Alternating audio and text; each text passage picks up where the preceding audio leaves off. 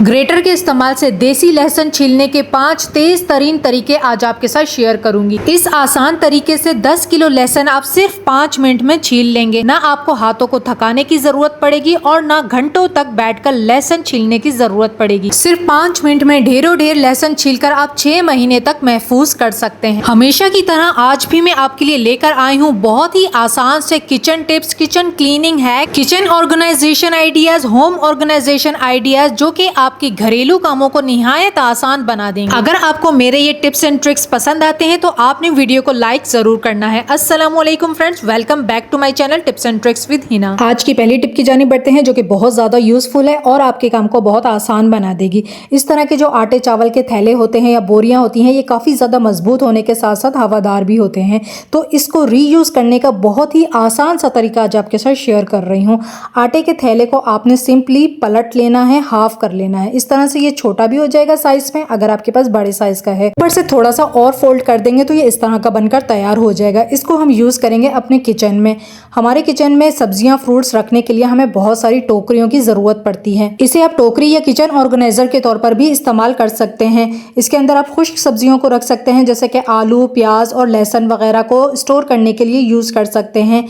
थैले के अंदर छोटे छोटे से सुराख होते हैं जिसकी वजह से ये हवादार होता है और चीजें इसके अंदर खराब भी नहीं होती हैं। इस DIY टोकरी के अंदर आप फ्रूट्स को रखने के लिए भी इस्तेमाल कर सकते हैं। इसका सबसे अच्छा फायदा यह है कि आप इसकी लेंथ को बढ़ा सकते हैं। अगर आपके पास चीजों की क्वांटिटी ज्यादा है तो आप इसे फ्रिज ऑर्गेनाइजर के तौर पर भी इस्तेमाल कर सकते हैं। फ्रूट्स रख दीजिए इसके अंदर और इसको आप फ्रिज में रखें। आपको फ्रिज के लिए एक्स्ट्रा ऑर्गेनाइजर या टोकरियों की जरूरत भी नहीं पड़ेगी। उम्मीद है कि ये मनी सेविंग आइडिया आपको पसंद आया होगा। हमारा अगला हैक देख लेते हैं जो कि साफ सफाई से रिलेटेड है और ये भी आपके बहुत काम आएगा। जब भी हम झाड़ू लगाते हैं, घर की सफाई करते हैं ना, तो डस्ट पैन में हम सारा कचरा उठा लेते हैं, लेकिन फिर भी थोड़ा बहुत जो डस्ट है ना वो ज़मीन पर रह जाती है। तो हम लोग क्या करते हैं कि उसे झाड़ू से समेट के ना हम दीवार के साथ लगा देते हैं क्योंकि हाथ से उठाया नहीं जाता है।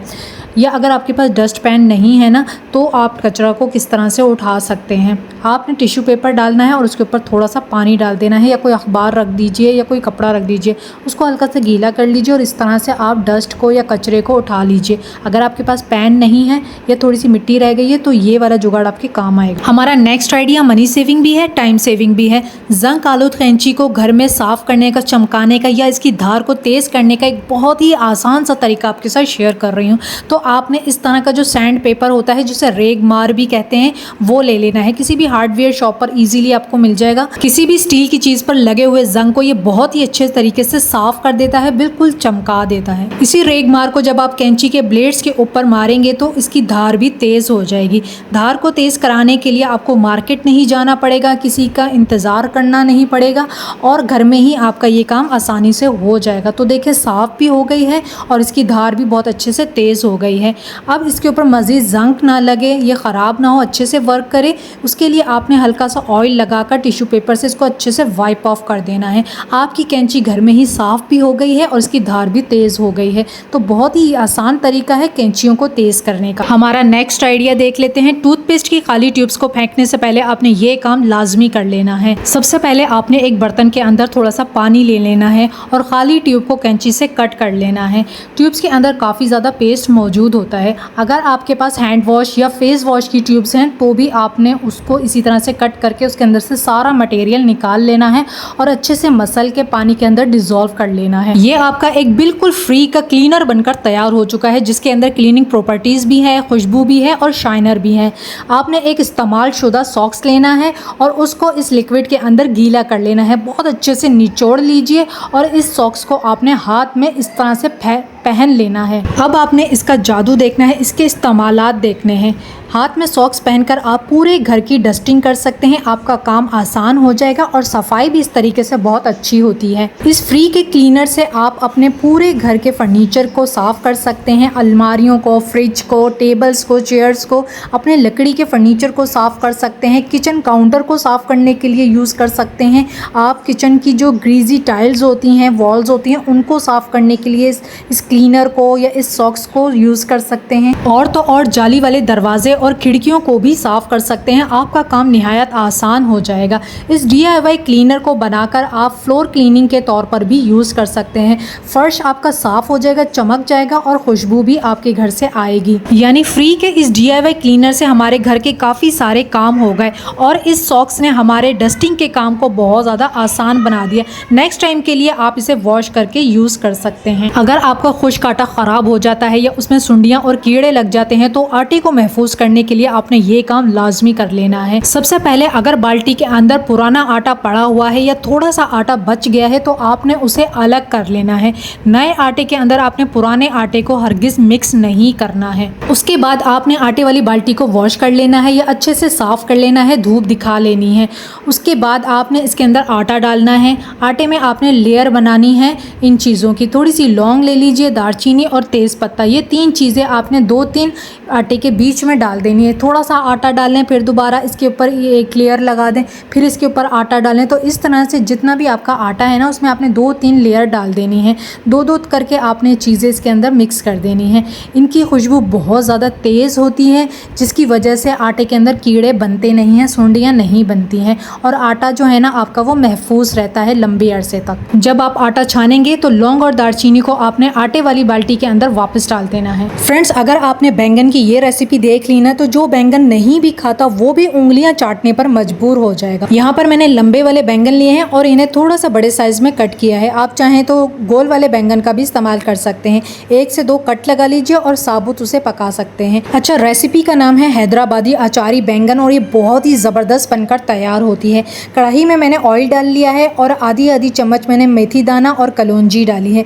1 चम्मच साबुत ज़ीरा डाला है और 1 चम्मच भर के इसमें लहसुन का पेस्ट डाल देंगे। हल्का सा इसको हम कड़ा लेंगे और उसके बाद आपने, अगर आपके पास फ्रेश कड़ी पत्ता है तो आप वो डाल दीजिए। मैं ड्राई करके रखती हूँ तो मैंने इसके अंदर कड़ी पत्ते डाल दिए हैं। इसको भी हल्का सा कड़ाएंगे। उसके बाद इसके अंदर हम टमाटर का पेस्ट डाल देंगे। 3 अदद टमाटर को मैंने अच्छे से पेस्ट बनाकर इसमें मिक्स कर दिया है। टमाटर इसके अंदर थोड़े से ज़्यादा जाते हैं, बहुत ही अच्छी सी ग्रेवी बन जाती है इससे। अब हम घर के कुछ मसाले ऐड करेंगे जिसमें कुटी हुई सौंफ है, ज़ीरा और धनिया भुना कुटा है और हल्दी, नमक, मिर्च और आधा चम्मच कुटी हुई मिर्च, बिल्कुल थोड़ी सी आपने डालनी है। और 1 चम्मच भर के मेरे पास अचारी मसाला पड़ा हुआ था तो वो भी मैंने इसके अंदर ऐड कर दिया है। सारे मसाले डाल देंगे और हरी मिर्चें आप साबुत डाल दीजिए या इस तरह से कट करके भी डाल सकते हैं। मसाले को आपने अच्छे से थोड़ा सा पका लेना है। अच्छा, बहुत से लोग बैंगन खाना बिल्कुल भी पसंद नहीं करते हैं, लेकिन जब आप इस रेसिपी से बैंगन ट्राई करेंगी ना तो मुझे यकीन है कि खाने वाला उंगलियां चाट जाएगा। बहुत ही ज़बरदस्त ये अचारी बैंगन की रेसिपी बनकर तैयार होती है। बिल्कुल डिफरेंट टेस्ट होता है इसका, बाकी जो बैंगन की रेसिपी होती है ना उससे बिल्कुल अलग इसका टेस्ट होता है। अब हमने जो बैंगन काट के रखे थे वो बैंगन हम इस मसाले के अंदर मिक्स कर देंगे। अच्छे से सारी चीज़ों को पहले मिक्स कर लीजिए। उसके बाद आपने इसे 2 से 3 मिनट के लिए सिर्फ ढककर रख देना है। 2 से 3 मिनट गुजर जाने के बाद आपने ढक्कन हटाना है और इसके अंदर आपने 1 प्याली दही मिक्स कर देनी है। इसके अंदर हम दही भी डालेंगे। इसके अंदर हम इमली का पल्प भी ऐड करेंगे। तो यहाँ पर मैंने थोड़ी सी इमली को भिगोकर रख दिया था और इसका जो पानी है ना पल्प, सिर्फ वो इसके अंदर हम ऐड कर देंगे बैंगन के सालन में। इससे इतना अच्छा टेस्ट आएगा, अचारी टेस्ट भी आएगा और खट्टा सा बहुत ही मज़ेदार सा टेस्ट आता है। बस अब इसे ढककर 5 से 7 मिनट हम मज़ीद पकाएंगे हल्की आंच पर। और बैंगन बहुत जल्दी गल जाते हैं इसलिए ये रेसिपी बहुत जल्दी बनकर तैयार हो जाती है। एंड में ऊपर थोड़ा सा धनिया डाल देंगे और ये हमारे हैदराबादी अचारी बैंगन पककर तैयार हो चुके हैं। तो ज़रूर ट्राई कीजिएगा अगर कुछ डिफरेंट ट्राई करना चाहते हैं बैंगन में। हमारी अगली किचन टिप देख लेते हैं। खजूर की गुठलियाँ अगर आपके पास मौजूद हैं तो इससे आप क्लीनिंग का काम कैसे ले सकते हैं, चलें ये आपको बताती हूँ। इस तरह की जो वाटर बॉटल्स होती हैं, बच्चों के स्कूल की हों या घर में इस्तेमाल की बॉटल्स हों, अगर इनका मुंह नैरो है, ये काफ़ी ज़्यादा बड़ी हैं साइज़ में, इनको अंदर से हम किस तरह से वॉश करेंगे। इनको अंदर से क्लीन करना बहुत ज़्यादा ज़रूरी होता है क्योंकि पानी की ना एक गंदी सी लेयर अंदर बन जाती है। तो इनको क्लीन करने के लिए आप ये खजूर की गुठलियाँ इसके अंदर डाल दीजिए और थोड़ा सा डिश वॉश लिक्विड डाल के सिर्फ बिल्कुल थोड़ा सा पानी आपने इसके अंदर डालना है, ज़्यादा पानी नहीं आपने इसके अंदर डालना है वरना अच्छे से क्लीनिंग नहीं होगी। शेक कर लीजिए इसको। गुठलियों की मदद से अंदर जितनी भी गंदगी होगी ना बॉटल के बेस में, वो सारी गंदगी साफ़ हो जाएगी। बॉटल की स्मेल भी ख़त्म हो जाती है और बॉटल अंदर तक बिल्कुल साफ़ हो जाती है, चमक जाती है, जैसे कि आप देख रहे हैं। नेक्स्ट मनी सेविंग आइडिया आपके साथ शेयर कर रही हूँ। फ्रेंड्स, दूध से हम देसी घी, मक्खन, पनीर, खोया जैसी चीज़ें बिल्कुल फ्री में हासिल कर सकते हैं, वो भी एक ही वक्त में। तो उसके लिए मैं दूध पर से बलाई उतार कर जमा करती रहती हूँ। तो आज मैं आपके साथ यही शेयर कर रही हूँ कि दूध पर आप मोटी बलाई किस तरह से जमा सकते हैं। एक बर्तन में दूध निकाल लें और उसे 2 से 3 उबाल दे लें। दूध को उबाल लेने के बाद जाली से ढककर रख देंगे ताकि ये रूम टेम्परेचर पर आ जाए। जब दूध ठंडा हो जाएगा तो आप देखेंगे इसके ऊपर एक लेयर सी बन गई होगी। अब आपने इसे बग़ैर हिलाए जुलाए बहुत ही एहतियात से फ्रिज में रख देना है। जितने अच्छे से आपका दूध ठंडा होगा उतनी ही अच्छी मलाई आपके दूध के ऊपर आएगी। तो यही ट्रिक है कि आपने दूध को हिलाना जुलाना नहीं है ताकि ये लेयर जो है ना ये टूटे ना। इसी तरह से मैं इसको फ्रिज में रख देती हूँ ओवरनाइट के लिए, जिससे कि मेरे दूध के ऊपर बहुत अच्छी मलाई जम जाती है। तो सुबह में अब मैं आपको ये दिखा रही हूँ। यहाँ पर आप देख सकते हैं दूध के ऊपर अच्छी खासी मलाई जम चुकी है। चावल वाले चम्मच से सारी बलाई को उतार कर मैं एक बॉल में जमा कर लेती हूँ और जब ये इकट्ठी हो जाती है तो इसी से देसी घी, मक्खन, पनीर और खोया बनाकर तैयार करती हूँ, जो कि बिल्कुल फ्री में बनता है और बिल्कुल खालिस बनकर तैयार होता है। अब मैं आपके साथ एक से ज़्यादा लहसुन छीलने के तेज़ तरीन तरीके शेयर करूँगी। तो सबसे पहला तरीका ये है कि आपने तवा या फिर पैन को सबसे पहले गर्म कर लेना है और जो भी लहसुन छीलना है उसकी कलियों को अलग कर लीजिए और गरम तवे के ऊपर कुछ सेकंड्स के लिए आपने लहसुन को गरम कर लेना है। लहसुन के छिलके गरम होकर क्रिस्पी हो जाएंगे और चटक जाएंगे, यानी कि लहसुन का छिलका जो है वो काफ़ी हद तक लहसुन से अलग हो जाएगा। तो यहाँ पर आप देख सकते हैं इस तरीके से आप बहुत ही आसानी से लहसुन के छिलके उतार सकते हैं। आपने लहसुन को बहुत ज़्यादा गरम नहीं करना है कि ये पक जाए, बस कुछ सेकंड्स के लिए आपने गरम तवे के ऊपर इनको हिलाना है, जिससे इसका छिलका जो है ना वो कुरकुरा हो जाएगा, क्रिस्पी हो जाएगा और चटक जाएगा। इस तरह से आप बहुत सारा लहसुन कुछ ही मिनटों में आसानी से छील सकते हैं। इसी तरह से अगर आपके पास देसी लहसुन है बिल्कुल छोटा छोटा सा, तो उसको भी आपने तवे पर हल्का सा गरम कर लेना है। जब इसका छिलका क्रिस्पी हो जाएगा तो उसके बाद आपने एक प्लेट में निकाल लेना है और हथेलियों पे रब करना है। जब आप हथेलियों पे लहसुन को रब करेंगे तो इसका सारा छिलका जो है वो लहसुन से अलग हो जाएगा और इस तरीके से आप देसी लहसुन ढेरों ढेर कुछ ही मिनटों में छील लेंगे। देसी लहसुन को छीलने का दूसरा तेज तरीन तरीका आपके साथ शेयर कर रही हूँ। एक बॉल के अंदर आपने गर्म पानी डाल लेना है, लहसुन की कलियों को अलग कर लेना है और 5 मिनट के लिए आपने लहसुन को इसमें डालकर रख देना है।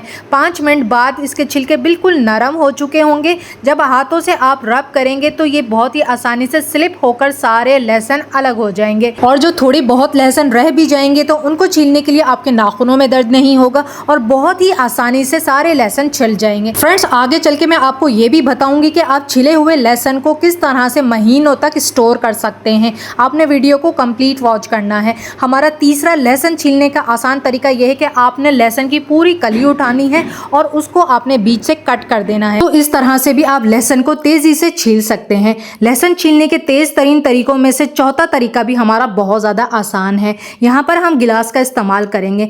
लहसुन के ऊपर आपने हल्का हल्का सा गिलास को मारना है। इससे ये होगा कि लहसुन हल्का सा प्रेस हो जाएगा, छिलका इसका टूट जाएगा और इस तरह से आप आसानी से लहसुन के छिलके उतार लेंगे। आपके पास चाहे 1 किलो लहसुन हो या 10 किलो लहसुन हो, इसी तरह से आप लहसुन को एक कपड़े में डालें और उसके ऊपर आपने गिलास से उसको मारना है। उसके बाद रब कर लीजिए, सारा छिलका लहसुन पर से अलग हो जाएगा और आपका घंटों का काम कुछ ही मिनटों में हो जाएगा। लहसुन को जल्दी छीलने का 5वां बहुत ही आसान तरीका अब आपके साथ शेयर कर रही हूँ। इसमें हम ग्रेटर का इस्तेमाल करेंगे। ग्रेटर के इस्तेमाल से भी आप आसानी से ढेरों ढेर लहसुन छील सकते हैं। लहसुन के ऊपर थोड़ा सा हार्ड पार्ट होता है, उसी की वजह से लहसुन छीलने में हमें काफी ज्यादा टाइम लग रहा होता है और हमारे नेल्स में भी काफी दर्द हो जाता है। लहसुन के इसी हार्ड हिस्से को हम ग्रेटर के ऊपर थोड़ा सा घिस लेंगे।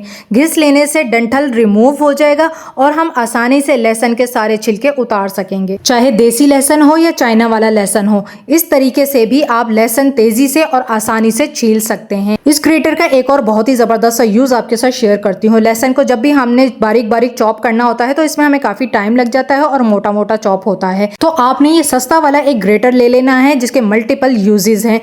लहसुन को आपने इसकी जो छोटे छोटे सुराख होते हैं इस पर घिस लेना है। मिनटों में लहसुन का पेस्ट बन जाएगा और आपका टाइम भी बचेगा। और अगर आपने लहसुन को चॉप करना है बारीक बारीक तो लहसुन को बीच में से 2 कर लीजिए और इस तरीके से आप लहसुन को चॉप कर लीजिए। बिल्कुल बारीक बारीक और छोटा छोटा लहसुन चॉप हो जाएगा। अगर आप साबुत छिले हुए लहसुन को महीनों तक स्टोर करना चाहते हैं तो छिले हुए लहसुन के अंदर आपने 1 या 2 चम्मच कुकिंग ऑयल डालकर इसे अच्छे से मिक्स कर लीजिए और एक प्लास्टिक के या फिर शीशे के एयर टाइट जार में डालकर रख दीजिए फ्रिज के अंदर। लहसुन आपका खराब नहीं होगा। आज की वीडियो में शेयर किए गए garlic piling hacks, kitchen tips and tricks अगर आपको जरा से भी पसंद आए हैं तो वीडियो को लाइक कीजिएगा, शेयर कीजिएगा। Thanks for watching. Allah Hafiz.